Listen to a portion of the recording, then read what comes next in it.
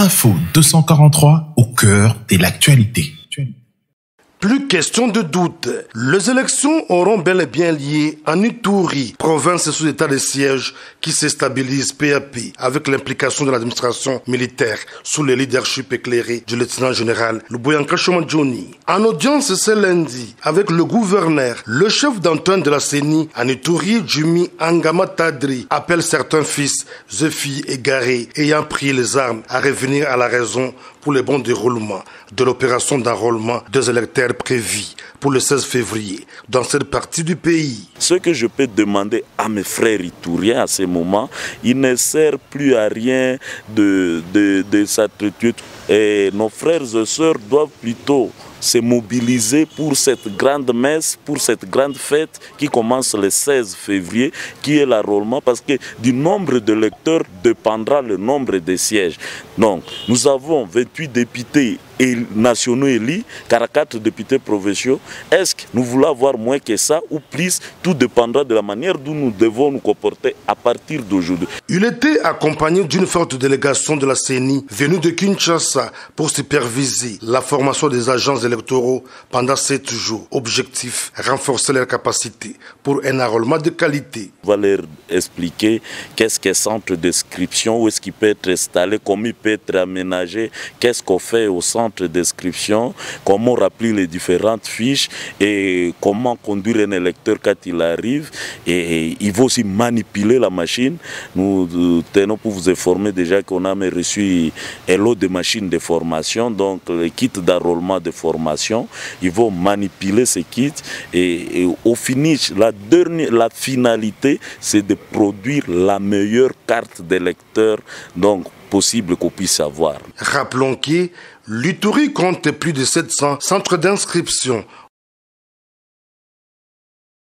2023, l'année pour poursuivre la construction et la modernisation de la voirie urbaine de Bunia, chef-lieu de la province de l'Ituri, ainsi que la réhabilitation de certains axes routiers en territoire d'Irumu, Djougou et Mambasa, comme l'a annoncé le gouverneur militaire, le lieutenant général Luboyanka Shomadjoni, le jeudi dernier lors d'une conférence de presse tenue dans la salle de réunion du gouvernorat.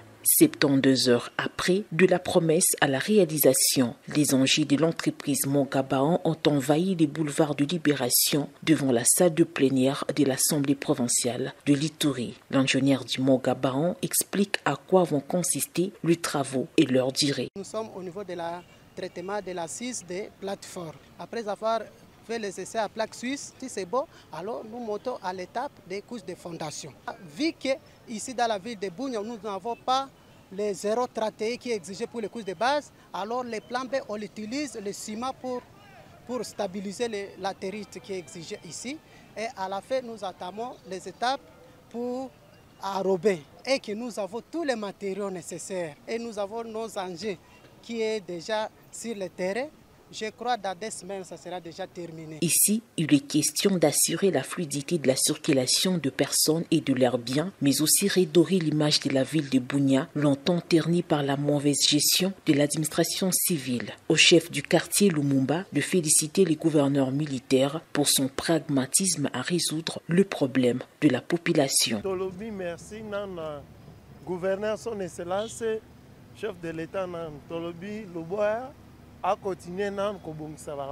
L'asphaltage de cette partie du boulevard de Libération, une valeur ajoutée aux travaux de modernisation de la ville de Bunia. C'est le cas de la rue Ituri, rue menant vers les quartiers Sayo, axe Yambi-Yaya, rond-point Délé, rond-point Sonas, en passant par les gouvernorats jusqu'à l'hôpital général et tant d'autres. Plusieurs axes routiers en territoire d'Irumu, Djougou et Mambasa sont inscrits dans le programme de l'administration militaire. Question de matérialiser en Ituri la vision du chef de l'État, Félix Antoine Tshisekedi Tshilombo, pendant cette période de l'état de siège. Rappelons que l'entreprise Mongabaon qui exécute ces travaux est aussi à pied d'œuvre à l'aéroport Morongo de Bunia, travaux financés par les gouvernements de la République démocratique du Congo. 2 avancées significatives en termes de mobilisation des recettes ont été réalisées durant l'année 2022 à l'agence de l'OCC Bunia. Cette performance place en ordre utile cette agence à travers le pays, comme voulu par le président de la République, Félix Antoine Tshisekedi Tshilombo, Déclaration de Freddy Ngouomoja, numéro 1 de l'OCC, à Ituri. C'était au cours d'une cérémonie de change de vie de Nouvel An à l'intention des agents Z4 de cette entreprise, suivie d'un kit d'action de grâce. Nous avons travaillé vraiment à la satisfaction de nous tous, d'abord de nos dirigeants et même de nous-mêmes, étant donné que sur les assignations qu'on nous a données par la direction générale, en tout cas à 90%, nous avons réalisé ces assignations là-bas. C'est plus la conscience professionnelle qui nous a caractérisés, ce que nous constatons sur le terrain, les efforts fournis par les autorités du pays de restaurer la paix en Ituri, et en commençant par le président de la République, Félix Antoine Tshisekedi. Il y a le lieutenant général Luboya, gouverneur de la province, mon général.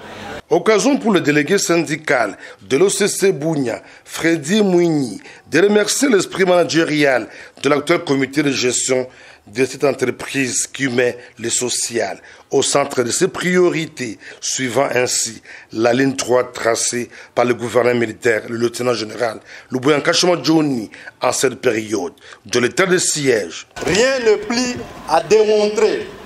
Notre entreprise se porte mieux désormais grâce au paiement régulier des salaires, des paiements des décomptes finaux des retraités et agents décédés, prise en charge des soins médicaux et autres avantages sociaux. Et j'en passe, ils méritent nos applaudissements. Il faut dire que cette cérémonie a été précédée par une marche d'endurance du corps qui est partie du siège de l'OCC jusqu'à l'aéroport Morongo de Bunia, dit-on, un esprit sain dans un corps sain.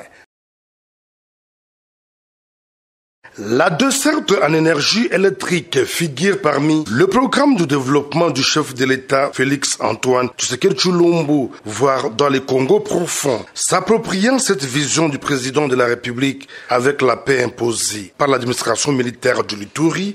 Un jeune entrepreneur, l'ingénieur Moïse Ounenchan, initie un projet d'éclairer le chef-lieu du territoire de Mahagi, situé à environ 180 km de Bunia, à la frontière avec l'Ouganda. La cérémonie de la pose de la première pierre de construction d'une mini-centrale hydroélectrique sur la rivière Lida à Ilié, le week-end dernier, sous la présidence de l'administrateur militaire de ce territoire, le colonel Jacques Dissanoa. Ce dernier encourage cette initiative bénéfique pour la population et promet son accompagnement. Je suis très heureux d'être ici. Je suis très heureux parce que nous ne sommes pas dans de beaux discours, nous ne sommes pas dans périphérie, nous sommes dans l'action. Cela veut dire que nous allons poser cette première pierre maintenant et ici. D'une capacité de 1,8 MW, ces travaux nécessitent un montant de 820 000 $ américains pour voir Mahagi être éclairé d'ici le mois de mars, d'où l'implication de la communauté, a dit l'ingénieur Moïse Ounenchan de Mahagi Énergie. C'est seulement la garantie de la communauté.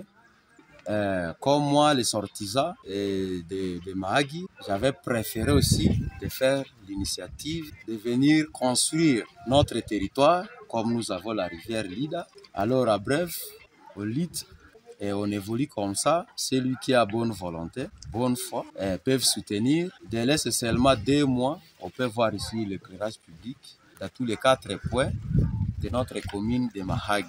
Signalons que ce jeune Iturien a déjà fait ses preuves à Rutshuru et Lubero, dans le Nord Kivu. L'année 2022 étant terminée, place à présent aux réalisations dans différents secteurs de la vie, comme un bon dirigeant redevable envers sa population. Le gouverneur militaire de l'Ituri s'est livré à cet exercice jeudi face à la presse, de la sécurité au développement, en passant par la culture de la paix. Toutes les questions liées à la vie de la province ont été balayées. De revers de la main, cette tête-à-tête avec le chevalier de la plume était également une occasion pour le lieutenant général Luboya Johnny d'inviter la population de l'Ituri à barrer la route à une prétendue présence de M23 qui cherche à s'installer dans cette province en phase de stabilisation. Par cette occasion, interpeller les Ituri, interpeller les communautés. Je compte sur la loyauté des populations, sur les communautés, sur la confiance. Je sais que cette population a beaucoup souffert. Je sais que cette population a besoin de la paix. Et je sais que tous ces manipulateurs n'arriveront pas à créer l'insécurité ici. Plus d'insécurité ou de violence qu'on en a eu. J'en appelle à la population itourienne. Faites très attention. Tous ces gens-là qui vont vous promettre des choses et qui vont, n'est-ce pas, vouloir ramener ce groupe-là ici,